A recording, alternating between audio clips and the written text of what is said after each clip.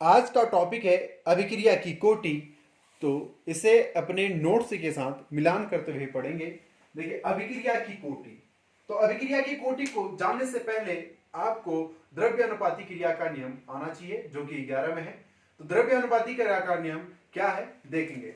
द्रव्य अनुपाती का क्रिया का नियम आप ए इस अभिक्रिया से समझ सकते हो, जो A plus B is equal to उत्पाद का निर्माण करता है। ठीक है। तो द्रव्य अनुपाती क्रिया का नियम कहता है कि किसी अभिक्रिया में उसका वेग उनके अभिकारक के सक्रिय द्रव्यमान के गुणनफल के बराबर होता है। तो इस अभिक्रिया के लिए देखिए, द्रव्य अनुपाती क्रिया के नियम के अनुसार अभिक्रिया का वेग डायरेक्टली प्रोपोर्शनल होगा अभिकारक। अभिकारक क्या है? ए और बी, इनके सक्रिय द्रव्यमान, यानी कि ए का सक्रिय द्रव्यमान गुणा बी का सक्रिय द्रव्यमान। तो यहां पे इस प्रोपोर्शनल को हटाते हैं और प्रोपोर्शनल कांस्टेंट के ले आते हैं, और ए बी, जहां पे के है, के बराबर है वेग स्थिरांक। यहां पे के क्या है? वेग स्थिरांक है। ठीक, ये तो है द्रव्य अनुपाती क्रिया के नियम के अनुसार।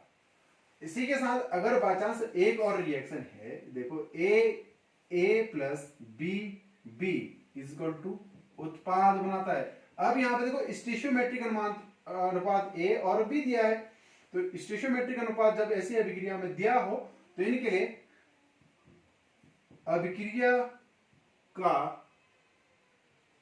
वेग डायरेक्टली प्रोपोर्शनल हो जाएगा। अभिक्रिया का वेग समानुपाती हो जाएगा ए का सक्रिय द्रव्यमान की घात ए, क्योंकि इसका एक्टिव मास कितना है, जो आप कह सकते हो इसका स्टोइचियोमेट्रिक अनुपात कितना है, ए है, तो ए घात में चले जाता है बी की घात बी।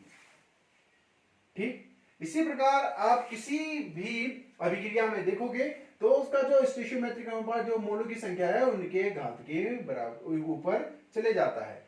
तो द्रव्य अनुपाती क्रिया के नियम के अनुसार क्या हो सकता है कि अभिक्रिया का वेग क्या होता है? अभिकारकों के सांद्रण के घात के गुणनफल के बराबर होता है। ठीक, ये तो है अभिक्रिया का वेग किसके अनुसार? द्रव्य अनुपाती क्रिया के नियम के अनुसार। तो अब बात करते हैं अभिक्रिया की कोटि। तो अभिक्रिया की कोटि में देखिए, अभिक्रिया की कोटि किसे कहते हैं? किसी अभिक्रिया के वेग समीकरण में निहित इनके अभिकारकों के सांद्रणों के घात को, जो इनका सांद्रण के घात है, ए का एक्टिव मास ए है, तो इनके घात के योग को अभिक्रिया की कोटि कहा जाता है। जैसे कि हमारा एग्जांपल नंबर 2 के लिए देखें, तो यहां पे कोटि बराबर हो जाएगा अभिक्रिया की कोटि या अभिक्रिया की कुल कोटि। अभिक्रिया की कुल कोटि बराबर हो जाएगा ए की सांद्रण की घात कितनी है? ए, और बी की सांद्रण की घात है बी, तो इनके योग के बराबर ए प्लस बी की बराबर। इसी प्रकार इस अभिक्रिया के लिए देखेंगे, एग्जांपल नंबर 1 के लिए देखेंगे, अभिक्रिया की कुल कोटि बराबर हो जाएगा ए की घात कुछ नहीं है तो इसका में से 1 है, बी की घात के ऊपर कुछ नहीं है तो इसका में से 1 है, 1 धन 1 बराबर 2। तो यहां पे एग्जाम्पल नंबर 1 का जो अभिक्रिया की कोटि आई वो कितनी आई है? 2 आई। इसी प्रकार आप देख सकते हो एक और example, A plus B B plus C C is equal to उत्पाद, ये बना। तो इसके लिए अभिक्रिया की कोटि बराबर हो जाएगा अभिक्रिया की कोटि बराबर, देखो इसको कैसे निकालेंगे? पहले अभिक्रिया का वेग बराबर के, ए का सक्रिय द्रव्यमान की घात ए गुणा बी का सक्रिय द्रव्यमान की घात बी और सी का सक्रिय द्रव्यमान की घात सी। तो अभिक्रिया की कोटि बराबर इनके घातों के योग के बराबर, यानी कि a plus B plus C is equal to कितना हो जाएगा? a plus B plus C. तो इसका अभिक्रिया की कोटि कितनी आ जाएगी, A plus B plus C आ जाएगी।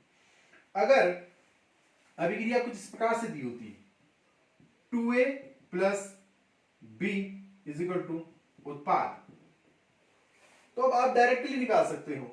तो यहां पे देखो इसकी मोल की संख्या 2 है, सक्रिय द्रव्यमान की घात कितनी आएगी 2, और यहां पे 1। तो अभिक्रिया की कोटि बराबर हो जाएगा 1, देखो क्या हो जाएगा, तो पहले आप अभिक्रिया का वेग निकालोगे बराबर के ए की घात, मूल की संख्या ए 2 है तो की घात 2, और बी की घात में आगे कुछ नहीं है तो कुछ नहीं, तो 2 प्लस 1 इज इक्वल टू 3। ठीक, तो इस समीकरण के लिए अभिक्रिया की कोटि 3 होगी। इसी प्रकार आप देख सकते हो 2A plus 2B is equal to उत्पाद, तो इसकी कोटि हो जाएगी, कोटि बराबर हो जाएगा 2 धन 2 बराबर 4, A इज इक्वल टू उत्पाद, तो इसके लिए कोटि बराबर हो जाएगा ए के स्थान में कुछ भी नहीं है तो 1, ठीक है, आगे कुछ नहीं है तो 1। इसी प्रकार आप किसी भी अभिक्रिया के लिए उसकी कोटि ज्ञात कर सकते हो। तो अभिक्रिया की कोटि बराबर होता है वेग समीकरण में निहित अभिकारकों के सांद्रण के घात के योग को अभिक्रिया की कोटि कहा जाता है।